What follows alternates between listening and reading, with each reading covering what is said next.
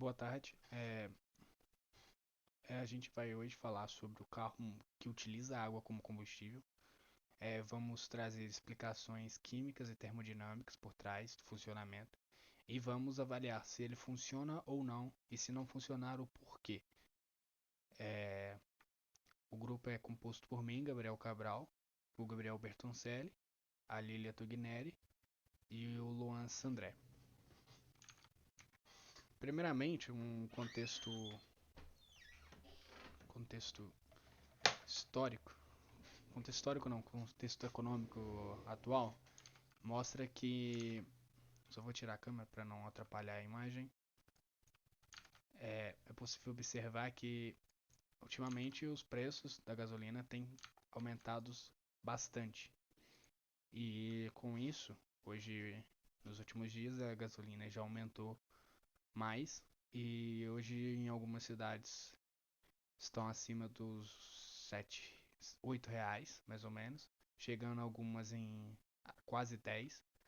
Então, para pessoas que utilizam o carro e que necessitam desse meio de transporte, não só o carro, mas também tem o preço, o aumento do diesel, como que fala, o transporte de mercadorias, tudo está ficando muito mais caro. E com isso, o povo brasileiro vem sofrendo bastante com essa questão da gasolina. E o carro surgiu em 2014, se eu não me engano. E para você ter uma ideia, naquela época a gasolina era mais ou menos em torno de 3 reais. E eles já buscavam alternativas para economizar esse preço, esse valor de gasolina. Então imagina agora que tipo, a gasolina dobrou, praticamente dobrou de valor. Então, para que seja possível economizar, surgiu há bastante tempo um carro que utiliza a água como combustível. É, eles falam, além disso, ele reduz praticamente.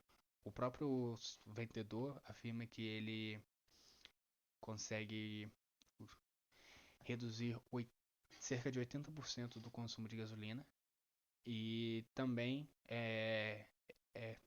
como que fala, é benéfico para a natureza porque reduz a emissão de gases poluentes devido à combustão da gasolina. O, Vários vídeos rolam na internet, no TikTok, por exemplo, várias notícias já foram feitas e eles afirmam que é possível rodar para quase 1.000 quilômetros utilizando apenas 1 litro de gasolina, de água. Então você percebe que é uma coisa, um sonho para todo brasileiro. E qual que é a lógica por trás do motor que utiliza a água como combustível? A molécula de água possui hidrogênio e oxigênio. E a energia, o sistema utiliza a energia do alternador do carro, do próprio carro, para realizar a hidrólise da água. Ao realizar a hidrólise da água, é liberado o gás hidrogênio que será utilizado na combustão. Nesses modelos ele não é utilizado sozinho, ele se mistura com a gasolina, porém o sistema do motor entende que a gasolina, a quantidade de gasolina será menor, a quantidade de gasolina necessária será bem menor quando comparada com as outras. Então, tipo, em vez de no funcionamento no durante o funcionamento do motor ser injetado uma quantidade X de gasolina, vai ser injetado uma quantidade bem menor disso por causa da presença do gás hidrogênio. Nesse motivo, reduz bastante, ou eles falam que reduz bastante a taxa de combustível como gasolina e diesel utilizado. Como eu falei anteriormente, eles mostram que é possível economizar 80%. Isso, tipo, é um valor extremamente absurdo. É, se você. Se 80 é muito, é possível só de reduzir 50%, 30%, até 20%.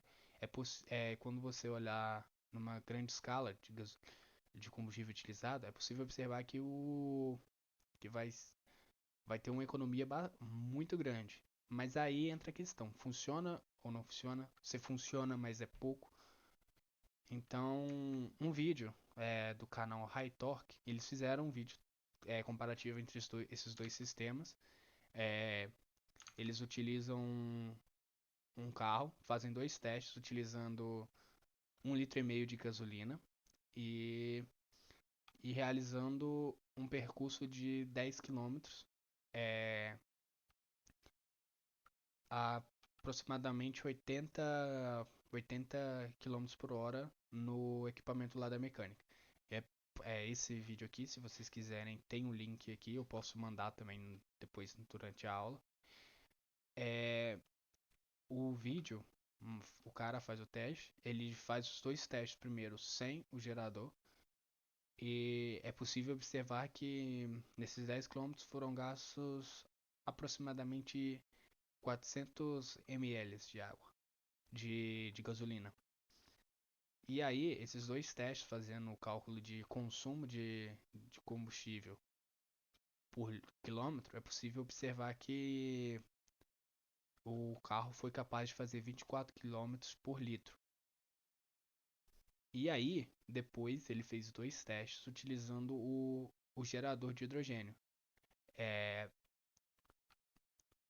é possível observar na tabela ali que nos dois testes deram praticamente zero diferença. O carro continuou consumindo a mesma quantidade praticamente de gasolina. Não é um teste 100% é, confiável nas medidas, porque ele utiliza só uma bureta, uma proveta no caso. Então, tipo, mas acredito que se você fizer o teste utilizando equipamentos os equipamentos de laboratório que tenham a precisão maior, é possível, acho que se der diferença vai dar muito pouca, vai dar muita pouca diferença. Então, não há quase nenhuma diferença. E o valor que você paga, tem alguns que saem até barato, mas já na internet você encontra alguns por quase R$ 3.000. É o investimento que as pessoas pagam achando que isso vai ser suficiente para reduzir o preço da gasolina, porque ninguém ninguém tá feliz pagando R$ 8 no litro de gasolina. E aí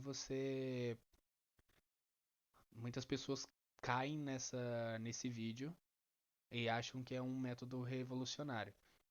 E só de não ser um, uma técnica que é utilizada montado pelas próprias concessionárias, as próprias montadoras do carro, então já é um meio que um, um alerta vermelho, porque se os próprios se as próprias empresas que fazem a construção dos carros não adicionam esse negócio, por que um engenheiro consegue fazer isso por conta própria, sem tecnologia, quase uma verdadeira gambiarra, e consegue rodar mil, 1.000 quilômetros utilizando apenas 1 litro de água? Eu acho que é muito sensacionalista e acredito que realmente, se for fazer diferença, não vai ter alteração nem de 1% de eficiência.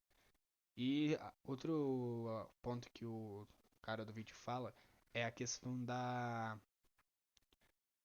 o perigo, porque é uma gambiarra que é feita na parte do motor, é aumento de componentes elétricos, então facilmente pode causar um curto.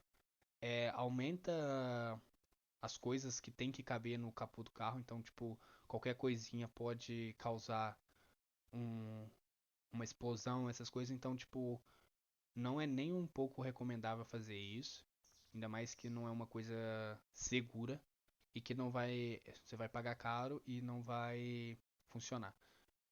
E só um adendo, tipo, tem a questão de utilizar o hidrogênio como combustível. Isso é verdade. É, eu não vou falar agora, mas tipo, o porquê a explicação científica por trás, mas tipo, a explicação rápida é que esse motor, a transformação de água em hidrogênio não é 100%, não é nem um pouco compensatória, porque gasta muita energia e essa energia não é, não é, não é paga utilizando o hidrogênio. Então, tipo, é meio que. Porém, já tem pesquisas, investimento pesado, por exemplo, a Alemanha é uma das principais, um dos principais países que investem pesado na utilização de hidrogênio como combustível no futuro. Porém, ainda não é nem um pouco acessível, é um valor extremamente alto e com e que não é nem um pouco ainda uma ferramenta que possa, além de ser uma ferramenta limpa, que possa caber no bolso da população. Então, tipo, por enquanto, a gasolina ainda é a melhor saída. Ou agora o surgimento dos carros elétricos. Olá, eu me chamo Luan e agora eu vou dar uma introdução com base no que já foi falado. E quando a gente busca, ou quando se pensa em fontes renováveis e desenvolvimento de fontes alternativas, é preciso que elas possuam alguns fatores e que esses fatores incluam um ganho de energia considerável em vista do alto baixo fornecido, né? Então, durante os anos, ocorreram várias tentativas de se criar máquinas ideais, nas quais elas poderiam ser mantidas unicamente e seriam máquinas de alto refluxo, né? Atuariam sem fontes externas, exercendo trabalho ou algum tipo de fornecimento de energia para as mesmas. E quando a gente pensa nesse tipo de máquina ideal, a gente entra no tipo de máquina de movimento perpétuo, conhecidas como moto perpétua ou moto contínuas. Então, é consenso científico que maquinários ideais são impossíveis de serem construídos, pois eles acabam violando as leis da termodinâmica e da física. E aí abaixo é uma figura de algum desses, é um exemplo de um tipo desse maquinário, que é conhecido como frasco de alto refluxo de Boyle. E a ideia dele é que ele conseguiria promover esse refluxo da água sem nenhuma ação externa, como uma bomba, nada disso. A própria força da coluna que é dada da água faria esse movimento. O que na prática não acontece, porque a pressão atmosférica no dado tubo não alcança o valor necessário para que ela promova esse próprio alto refluxo, né? E aí o que acontece é que diversos cientistas já tentaram construir uma máquina capaz de se movimentar constantemente, que seria dessas máquinas seria esse frasco de Boyle. Então ela nunca pararia de funcionar e ficaria eternamente em movimento. E aí esse fenômeno, ele não pode existir ele existe apenas idealmente sem embasamento nenhum, porque ele parte do princípio da criação de energia. E partir do nada iria contrariar o princípio da conservação de energia, né? Que, que diz que não se cria e não se destrói energia, ela só muda de uma forma para outra. E esse fenômeno dessas máquinas, então, ele notoriamente é impossível de acontecer e ela é apenas uma máquina ideal. Bom, caso esse tipo de máquina fosse desenvolvido, ela teria que funcionar em certos tipos de ciclos, ou seja, ela deveria executar os movimentos capazes de se repetir em intervalos de tempos iguais. Só que o problema é que para isso acontecer e ela realmente ser um moto perpétuo, ela teria que se iniciar, que sempre que se iniciar um novo ciclo, a máquina tivesse a mesma energia, o que não dá para acontecer, porque parte dessa energia inicial ela sempre vai se perder de alguma forma, ela pode se transformar em calor em razão de atrito comum entre as peças da máquina, tanto como outras formas de dissipação de energia. Então está até descrito aqui que esse funcionamento deveria ser dado em ciclos e repetir em tempos de intervalos iguais. O que acontece também é que um moto perpétuo, ele, além de violar as leis da termodinâmica, ele viola também a chamada lei áurea da mecânica, que segundo o qual o trabalho aplicado ele tem que ser maior ou igual ao trabalho realizado. E apesar desse fato de motocontínuos serem fisicamente impossíveis de existirem, né, em termos do atual entendimento das leis da física, a busca por tais dispositivos ela continua até hoje um pouco popular, né? e acaba caindo nos contos das fake news, que será abordado um pouco mais para frente, que é o caso do carro movido a água. Só que ainda dentro desse conceito de máquinas ideais, com esse movimento perpétuo, a gente pode classificar elas. E a classificação é bem simples. A máquina de movimento perpétuo ela é conhecida apenas como classificação, a qual lei da termodinâmica a máquina vai se propor a violar. E elas podem ser classificadas como moto contínuo de primeira, segunda e terceira espécie, correspondentes, claro, a cada uma das três leis da termodinâmica. Bom, a classificação delas não tem muito segredo, então um moto contínuo de primeira espécie ela vai ser uma máquina de movimento perpétuo que viola a primeira lei da termodinâmica. E ela fornece ao exterior mais energia, sob a forma de trabalho ou de calor, do que aquela que ela mesma consome. Já a moto contínua de segunda espécie, ela vai ser justamente uma máquina de movimento perpétuo que viola a segunda lei da termodinâmica, obtendo um rendimento de 100%. E visto que um moto contínuo é um processo cíclico, seria necessário que em todas as etapas do ciclo, todas as transformações de energia tivessem também um rendimento de 100%. E, no entanto, a segunda lei da termodinâmica postula que não é possível a transformação completa do calor fornecido por uma fonte em trabalho. Um pouco mais absurda, a gente teria um moto contínuo de terceira espécie. E ele é definido como uma máquina que desconsidera completamente o atrito e qualquer outro tipo de força dissipativa. E mantém sempre o movimento e só devido à sua massa de inércia. E essa máquina, ela por diversas formas ela é impossível de ser construída e principalmente devido à dissipação não poder nunca ser completamente eliminada. É um sistema mecânico. E aí torna isso impossível de alcançar nessa situação, que seria uma situação ideal. Essa máquina, mesmo que ela seja hipotética, ela não serviria como uma fonte de energia, pois a energia precisa ser passada para um outro ponto para que ela seja classificada como uma fonte. Nesse caso, ela seria apenas um dispositivo que teria uma estocagem infinita de energia. Ela nunca seria passada de algum lugar porque aí ia quebrar esse conceito de moto contínuo de perda de energia. Bom, ainda nessa terceira classificação, pode-se afirmar que aí pode, haver afirmações, como um exemplo, que um pêndulo no vácuo ele poderia ser um tipo desse maquinário. Mas nenhum tipo de fio, não interessa o material que ele seja, não apresente algum tipo de dissipação de energia. Grandes máquinas inerciais com construção com sistemas giroscópicos podem aparentar ser um tipo de máquina de terceira espécie.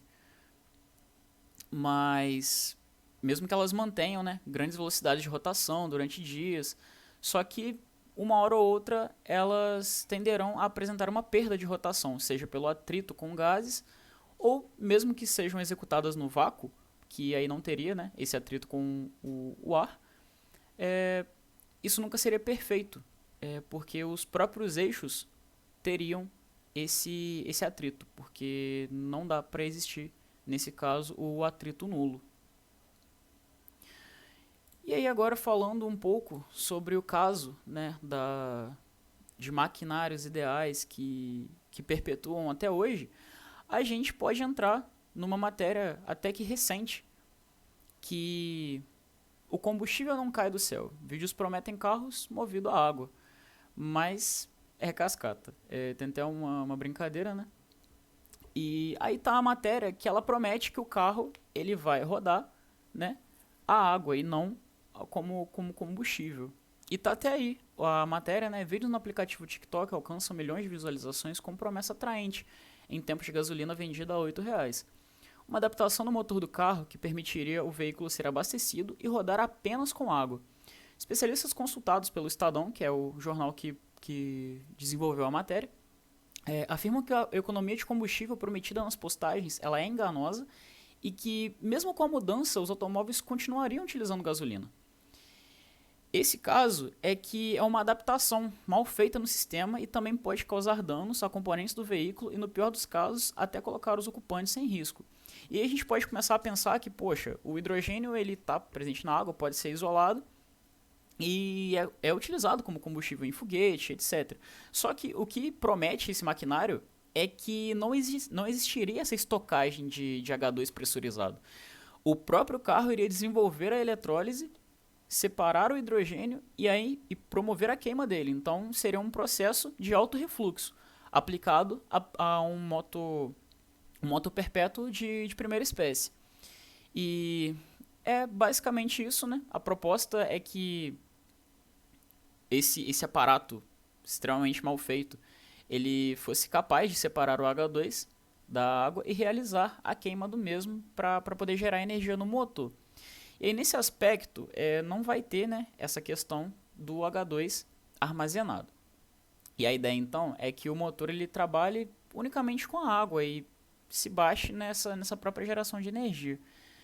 E com essa classificação que a gente já teve apresentado, que um moto perpétuo de primeira espécie ele consegue gerar uma energia muito maior no final, etc., como já foi conversado lá atrás, idealmente isso não vai estar acontecendo, porque para fazer a remoção do hidrogênio da água, em proporções, claro, para poder alimentar todo o veículo, é necessário muito mais energia do que é produzida quando o H2, que é retirado através do sistema de hidrólise, ele fornece como energia quando ele é queimado no motor, né, para poder fazer a alimentação total do carro. E aí vale ressaltar que o carro poderia rodar por algumas horas, mas a bateria iria para o saco, por conta de ficar realizando esse sistema de hidrólise extremamente mal projetado.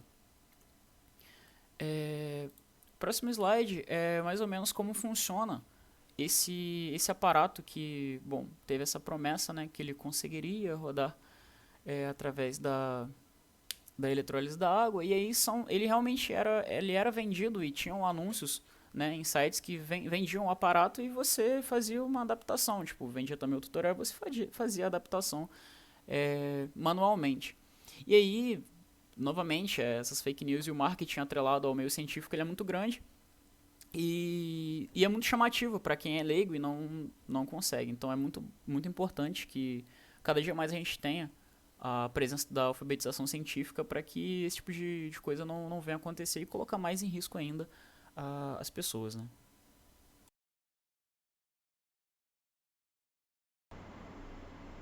Boa noite, eu sou Lilia Togneri e a partir de agora eu vou falar um pouco sobre o motor a combustão, sobre as etapas de um motor a quatro tempos, sobre o princípio da conservação da energia e também sobre a segunda lei da termodinâmica e as perdas térmicas. Os motores são formados por um bloco de ferro ou alumínio fundido que contém câmeras de combustão, onde estão os cilindros, que está identificado como o número 4 aqui. Esse cilindro ele se move de acordo com o movimento do pistão, que tem o número 3 escrito na frente. Cada pistão está articulado com o virabrequim, essa é a imagem frontal dele, através de uma biela, que é o que está identificado com o número 5. A biela é uma peça que transforma o movimento de vai e vem dos pistões na rotação do virabrequim. Então, ao girar, ele faz com que esse movimento chegue às rodas através do sistema de transmissão do carro. Os motores, eles se diferem pela quantidade de cilindros e quanto ao ciclo de funcionamento, que pode ser de 2 tempos ou 4 tempos. Em cada pistão, trabalha num ciclo e isso é o que vai constituir uma máquina térmica. Eu vou retornar na página anterior para conseguir ilustrar melhor para vocês o que eu vou falar. No motor a 4 tempos, a álcool ou a gasolina, a produção de movimento começa pela queima do combustível nas câmeras de combustão. Essas câmeras elas contêm um cilindro, contém também duas válvulas, uma de admissão, que é o que está identificado como número 1, e também uma válvula de escape, que é o que está identificado como número 2. e também uma vela de ignição, que ao soltar uma faísca, explode o combustível e joga o pistão para baixo. Quando ela volta a subir, a válvula de escape é aberta e isso permite que os gases escapem para o meio ambiente. E esse ciclo ele começa todo de novo. A gente consegue fazer uma analogia desse ciclo, dessas etapas de um motor a 4 tempos, com um diagrama de Carnot,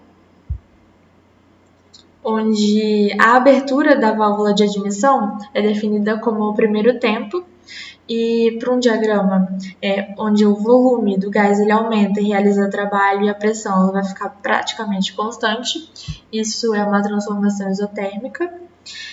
No momento de compressão da mistura através do pistão, o volume diminui e a pressão e a temperatura aumentam. Então, como esse processo é muito rápido, não vai ter trocas de calor com o ambiente. Isso é uma transformação adiabática, que vai de B para C. No terceiro tempo, ocorre a explosão da mistura, do combustível. Então, o volume do gás ele vai ficar praticamente constante e ocorre um aumento da temperatura e da pressão. Isso vai ser caracterizado como uma transformação isotérmica. E no quarto tempo é quando ocorre o escape dos gases, onde a válvula de escape é aberta. Então, para o diagrama, o volume ele vai diminuir e a pressão ela vai ficar praticamente constante. Isso é identificado como uma transformação adiabática. Então, num ciclo completo do motor, a energia química do combustível ela só vai ser transformada em trabalho no terceiro tempo, que é quando ocorre a explosão da mistura. Nas outras etapas, o pistão ele é empurrado devido ao giro do virabrequim. Parte do calor vai ser eliminada como energia interna dos gases resultantes do processo de combustão, que vão sair pela válvula de escape a temperaturas muito altas. Outra parte aquece as outras peças do motor, que vão ser refrigeradas continuamente, trocando calor com o meio ambiente. Então, a gente pode afirmar que a energia ou a quantidade de calor fornecida pelo combustível aumenta a energia interna realizando o trabalho, onde o calor trocado pelo sistema com o ambiente interno é identificado pela letra Q. W vai ser o trabalho realizado pelo sistema e ΔU é a variação da energia interna do sistema. Aqui faltou a letra Q. Então, ao estudarmos o motor de combustão interna, a gente constata que os motores de gasolina têm, em média, um rendimento de 30%, implicando em grande desperdício de energia. Desse baixo rendimento do motor de combustão externa, vai surgir a questão: enquanto esse rendimento pode ser ainda aumentado? Então, a gente considera, através das pesquisas de investimento no setor de tecnologia e os resultados também que foram alcançados até aqui, nós devemos colocar algumas questões limites sobre o aperfeiçoamento e melhoria do rendimento dessas máquinas térmicas. Então, seria possível projetar uma máquina térmica que transforme toda a energia recebida da fonte quente em trabalho? Isso é, uma máquina que tivesse 100% de rendimento? Isso certamente seria desejável, mas é possível? E essa é uma ideia que faz alusão, por exemplo, à questão do carro movido a partir da água. Então, para responder essa pergunta, a gente precisa considerar dois aspectos. Será que essa situação viola o princípio da conservação da energia? E outra, será que essa situação pode efetivamente acontecer? São questões que vão ser respondidas a partir de agora. Ao representarmos uma máquina térmica, perguntamos se ao longo do ciclo a gente pode converter calor recebido da fonte quente em trabalho. Uma máquina térmica, como essa que está representada na figura 3, em que todo o calor liberado pela fonte quente é convertido em trabalho, em princípio não viola a questão da conservação da energia. Mas, uma vez que uma máquina térmica converte calor em trabalho, seu funcionamento depende da existência de um fluxo de calor, como sugere essa imagem. E, portanto, de uma fonte quente, de onde sai o calor, e de uma fonte fria, que é o condensador, que vai absorver, né, essa energia. Para que ocorra, então, o fluxo de calor, é preciso que parte dessa energia seja entregue a uma fonte fria. Isso implica necessariamente num desperdício. E por isso, na impossibilidade de converter em trabalho todo o calor que foi liberado pela fonte quente ao longo desse ciclo. Então, esse é um limite que vai ser expresso pela segunda lei da termodinâmica. Os estudos do engenheiro Sadi Carnot, no século XIX, sobre as condições ideais para a conversão de calor em trabalho, determinaram um limite teórico para o rendimento de uma máquina térmica. Não é uma questão de reduzir o atrito entre as peças e utilizar novos materiais. Tudo isso ele pode ser feito, mas mesmo assim vai existir um limite teórico menor do que 100% para o rendimento máximo de uma máquina térmica. Então, o rendimento ele pode ser definido como R sobre o trabalho e a quantidade de calor que foi fornecida pelo sistema. Essa máquina idealizada operaria num ciclo completamente reversível e teria um rendimento máximo, o que é impossível de se conseguir na prática, né? E isso é o que define o ciclo de Carnot. Logo, é evidente que se a conversão completa do calor em trabalho pudesse ser alcançada, a reversão de certos processos físicos espontâneos poderia ser alcançada. Porém, a gente sabe que processos espontâneos não são reversíveis do ponto de vista termodinâmico. Assim, para o propósito do carro movido a água, seria impossível construir uma máquina que, operando ciclicamente, não produza outro efeito senão a absorção de calor de um reservatório e sua conversão em uma quantidade equivalente de trabalho.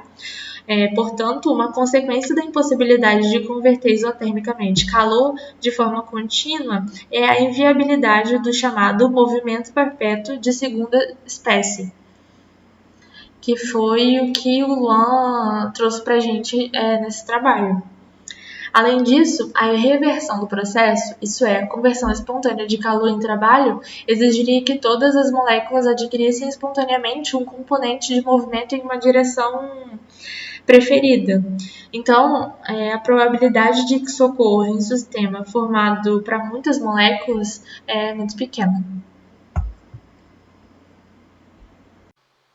Olá, meu nome é Gabriel e eu vou estar dando continuidade à apresentação desse trabalho, falando um pouco sobre o combate às fake news. Bom, já vimos os motivos do porquê um motor de água não funciona e como isso é inviável. Mas como a gente pode rebater essas informações? Por que elas continuam surgindo? E qual é o sentido nessas informações? Primeiro, a gente precisa saber sobre uma propriedade chamada densidade energética, que é a quantidade de energia presente em uma unidade, seja essa unidade em litros ou em gramas. Aqui, como a gente pode ver nessa tabela, a gente tem no eixo Y a quantidade em megajoules por litro e no eixo X a quantidade em megajoules por quilograma. E aqui, dentro do gráfico, a gente pode ver vários tipos de densidades, né? Aqui a gente tem a do diesel, a gente tem a da gasolina, a do lítio, a do etanol, a dos açúcares e proteínas, que no caso, para alimentos a gente usa as calorias, né? A gente tem o metanol, a gente tem aqui no cantinho o hidrogênio líquido, o hidrogênio é 700 bar e o próprio hidrogênio. Mais para cima a gente tem o bóron, o alumínio, e eu vou estar trazendo essas informações durante a minha explicação. Caminhões e navios utilizam diesel e biodiesel porque esse tipo de óleo ele tem muito mais energia por litro. Como a gente pode ver aqui, ó, o diesel ele está pertinho do 40. Um tanque de 60 litros de diesel tem quase o dobro de energia que um tanque de 60 litros de etanol, justamente por conta da sua densidade energética. Aqui nós temos o diesel e aqui a gente tem o etanol. Em contrapartida, veículos que percorrem, né, distâncias menores e carregam cargas pequenas, como carros e motos, eles precisam de um combustível que possua uma menor densidade energética para entregar essa energia mais rapidamente, que é o caso do etanol e da gasolina. O etanol está aqui e a gasolina está aqui. Aí vocês podem perguntar, mas a gasolina está perto do diesel. É aí que a gente tem a gasolina aditivada. O que é a gasolina aditivada? É a gasolina que possui alguns aditivos que nos permitem que a gasolina seja entregue, liberada, a energia, né, seja liberada de forma mais rápida. Essa é a função da gasolina aditivada. A densidade energética é o que faz outras fontes de energia também não serem viáveis.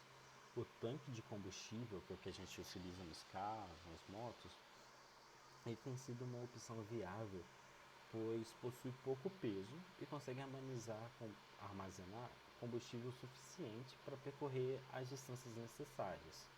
Só que o petróleo, que é de onde vem a gasolina, ele é finito, ele não é infinito, e está desenvolvendo um gás carbônico que havia sido retirado da nossa atmosfera há milhões de anos.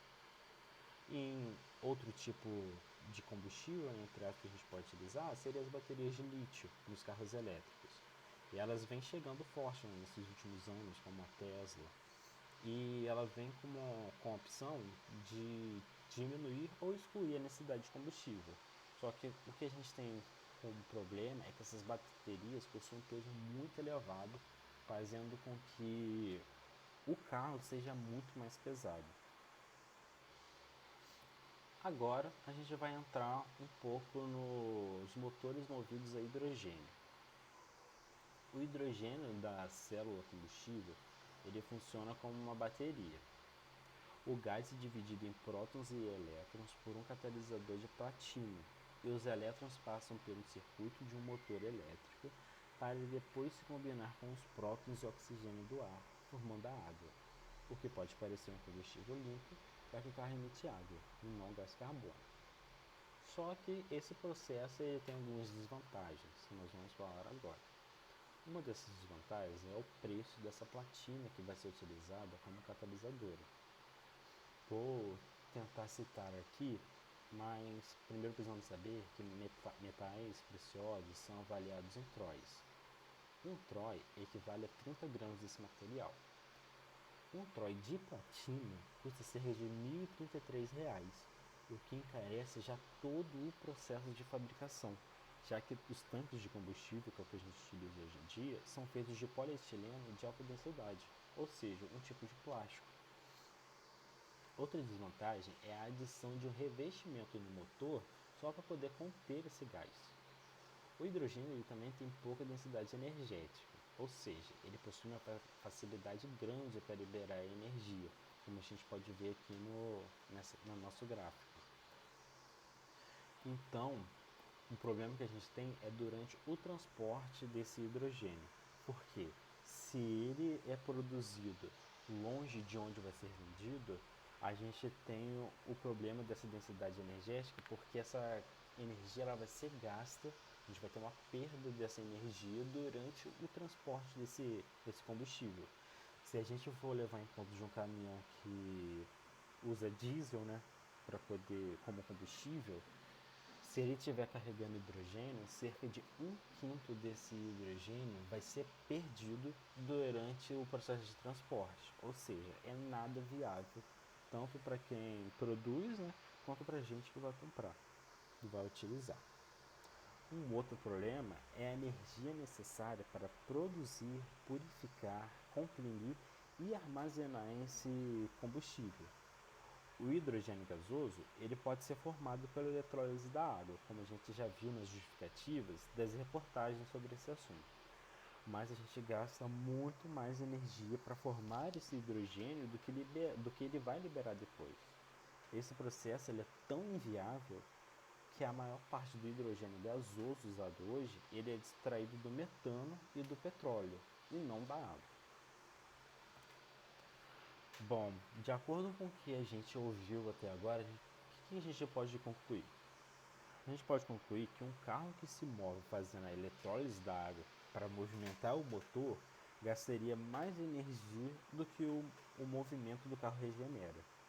Assim como a energia de um carro elétrico precisa vir de uma fonte, se a energia necessária, tanto da fonte do carro elétrico, como da energia necessária para fazer aqueles processos que eu disse, de comprimir, armazenar e tal, ele tiver uma origem de uma termoelétrica, ou seja, ele queima carvão, o efeito final no meio ambiente ainda vai ser o mesmo, que a gente vai ter todas as termoelétricas queimando carvão para gerar dois tipos de combustíveis, ou seja, a gente não vai diminuir tanto assim o impacto.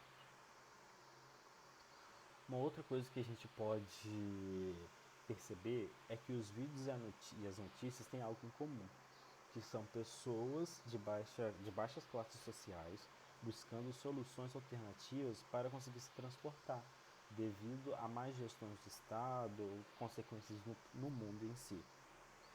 A falta de informação, como neste caso aqui da água, ela pode trazer prejuízos ainda maiores nos componentes do carro, fazendo com que a pessoa que tentou fazer essa mudança tenha um gasto muito maior do que ele esperava. Agora que a gente já sabe dessas notícias, já sabemos os argumentos que são utilizados nelas, como funciona o processo de liberação de energia e como argumentar contra essas notícias, temos a responsabilidade de corrigir de forma adequada e diminuir a propagação de fake news, que só tem a intenção de atingir a classe trabalhadora e a que mais necessita desses bens. Aqui a gente tem uma das referências que nós utilizamos para esse trabalho, e as outras referências a gente pode encontrar na parte de baixo das imagens e tabelas e gráficos que foram utilizados durante esse trabalho. Nós agradecemos muito a atenção de vocês.